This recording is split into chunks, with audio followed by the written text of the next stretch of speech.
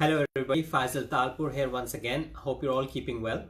A few months ago, I was called for a business meeting, and the one of the potential clients of mine who actually wanted to have this meeting, he had this specific problem.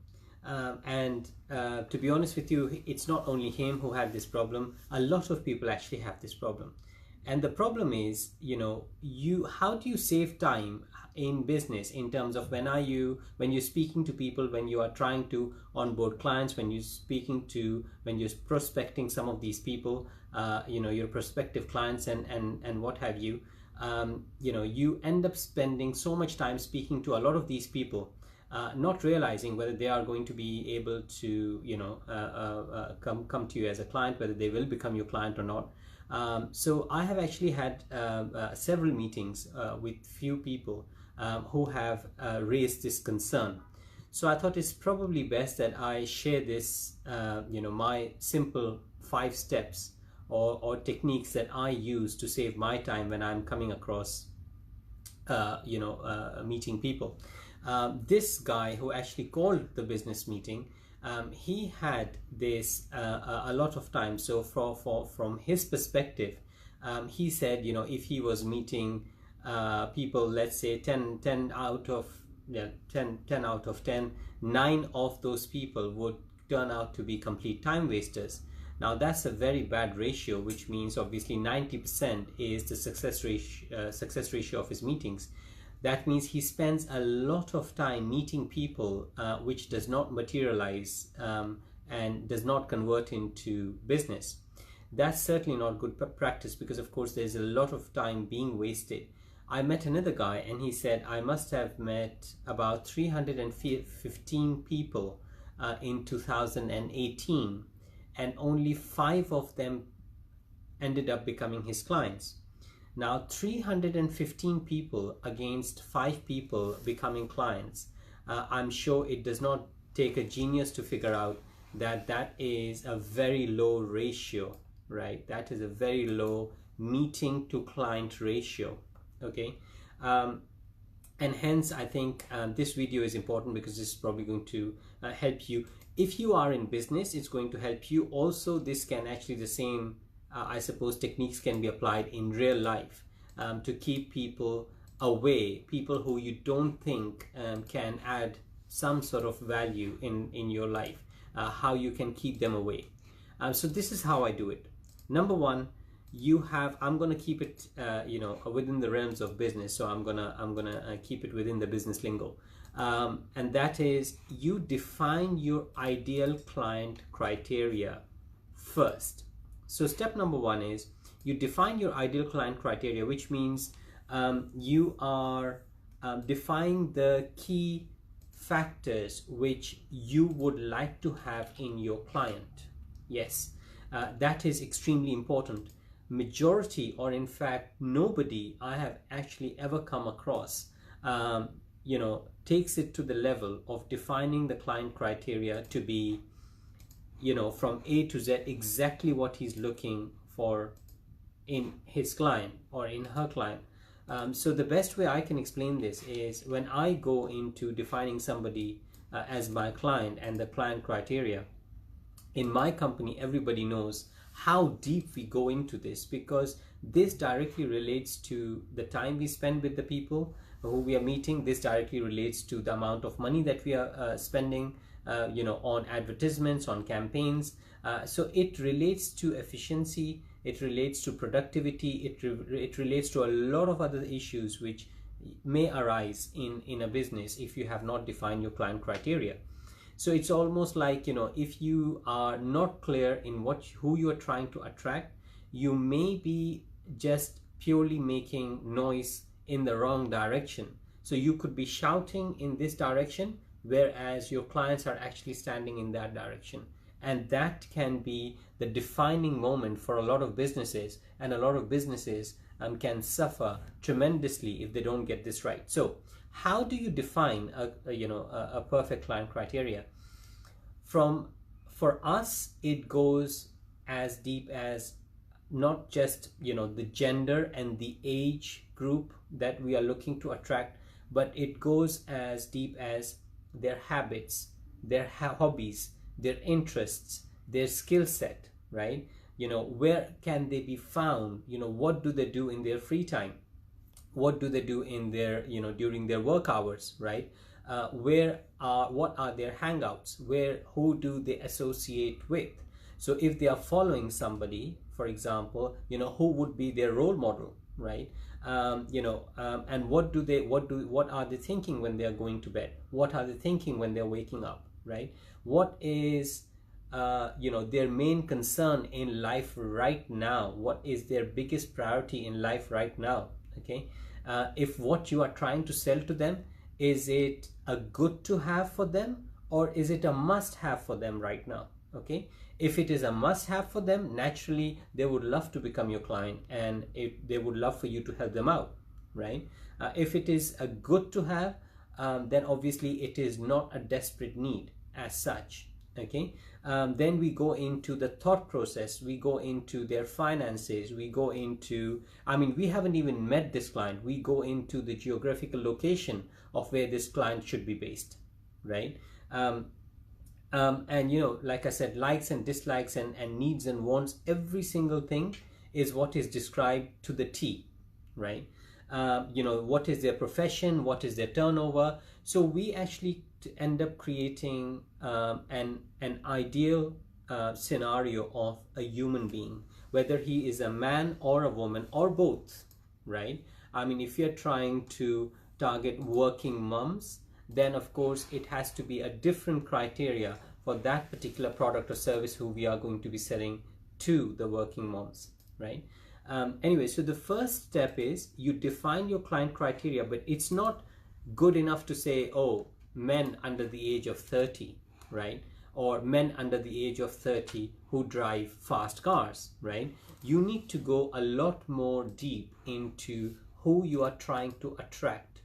And I'll tell you in a minute why that is extremely important.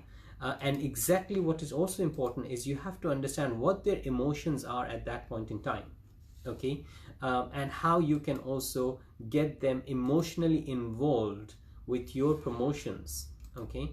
Our driving decisions, our driving behavior as humans is heavily driven by emotions.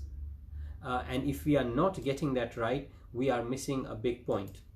Now that brings me to the second point that I would like to make here, and that is, once you have defined this, you have got to be able to get your marketing messaging right. Okay, so the messaging or the messages that you're trying to create, be it your email, be it your WhatsApp messages if you're trying to send that to a few people, be it your text messages, be it your advertisement, be it your campaigns, billboards, television advertisements, whatever you're trying to do, or whatever medium you're trying to use, your marketing messaging has got to be spot on, right? Now, obviously, that can only be spot on and that can only be correct if you know two things well. One is, of course, your product. Now, I'm assuming, that product, if you have created, or the service, if you have created, you know it very well. Or if you're trying to sell somebody else's product and service, I'm sure you know that very well. And most important is who you are trying to sell it to. And that's where the first point comes in, which is the ideal client criteria. The marketing messaging, the pointers and the words and the phrases that you're trying to attract those clients have got to be very precise, okay? And you should not be putting out, for example, confused messages, right? Naturally, I mean, I'll give you an example. Let's say you're trying to attract corporate clients. You're trying to attract big companies. If you're trying to attract big companies, if you put out a market message that says, how you can help a company or a small business owner, right, with a specific problem, right? Now, if that problem and the fact that you've used the word small business owner and the fact that the way you are coming across in your advertisement is attracting a small business, naturally you'll never be able to get the attention of a corporate client. Okay, so it's extremely important who you define, and then you write the marketing messaging for that particular person. Now, how does that relate to you perhaps meeting people as well, right? Now, when you have got these people trying to contact you, or you're trying to approach them, right? You have got to have a list of qualifying questions. Okay. Now, this is obviously, now I'm talking about a phone interaction, or some sort of an interaction. It can be an email interaction, it can be a WhatsApp interaction or whatever. But before that interaction takes place, you have to have a few set of qualifying questions which will define and determine who you are trying to get on board. So this acts as your final filter. Okay. Filter number one, ideal client criteria. Filter number two, get your marketing messaging right. Filter number three, have a qualifying criteria which absolutely defines to the T who you would like to get on board as a client. Okay. Now, number three is, before you waste any time, and this is what some of these their colleagues of mine are in business are doing. They are saying yes to almost every meeting. They are saying yes to almost every networking event. They are saying yes to every possibility or every opportunity of them meeting people. I don't do that. I'm quite the opposite. I can be very lazy when it comes to things like that. So I put people through this whole filtering system, which, by the way, they don't know that they are being put through, mind you, right? So it's not offensive at all towards them, right? So the criteria is that I have got. I take that criteria very seriously, and I put those messages, those qualifying questions in a WhatsApp message if I'm interacting with that person, or if I'm speaking to somebody, and I try and do my interaction on the phone first before I actually ever go to meet anybody. Very important, because meeting, of course, naturally consumes a lot more time, and you have to be very courteous. Of course, you just can't get up and leave if you're not liking what is being said in the meeting, and if you know that the person who you're sitting across is actually going to be a time waster, is actually not going to be able to help you, right? So the best thing to do is you qualify that person on WhatsApp or your phone call, have a 15-minute phone conversation, then you know where that person stands, whether that person is a perfect match for you in that particular business you're trying to get him on board, right? And the last one is that if he does qualify or she does qualify in that phone call on that phone meeting, you then can have a physical face-to-face, right? Now, there should also be a structure to that physical face-to-face, right? It should not be an unended meeting, right? So you have got to obviously classify a time. You have to have an understanding of how that meeting is, which is typically true. I mean, people say I'm gonna dedicate an hour for this or 2 hours for this, but it's not only that. If you frame the meeting, if you structure the meeting intelligently, then there is no reason why you cannot extract more from the meeting, from those 60 minutes that you're spending with the person. So if you have got all these 4-5 things in place, especially these 5 things in place, there is no reason why you should come across time wasters, and there is no reason why you should be wasting physical face-to-face time with people and not having any results, right? So your meeting becomes your 5th and the last filter, after which, of course, naturally you will still have some people who you will find that actually you could not gel with them, and for some reason they're not the right people for you to work with. Then naturally, of course, you'll have to let them go. But at least using these 5 methods or 5 ways, you will be able to save a lot of time for yourself. Okay. Now, I do a lot of consulting. I put a lot of systems and processes and workflows in place for companies for them to manage themselves efficiently. I do a lot of consulting in terms of putting marketing engines in place as well. If you think I'm somebody who can help you with your business in any way, shape or form, feel free to get in touch. My website is Faisal Talpur, that's spelled FAISALTALPUR.com. Hopefully today's video has made some sense, and hopefully is going to save you, countless hours of worthless effort.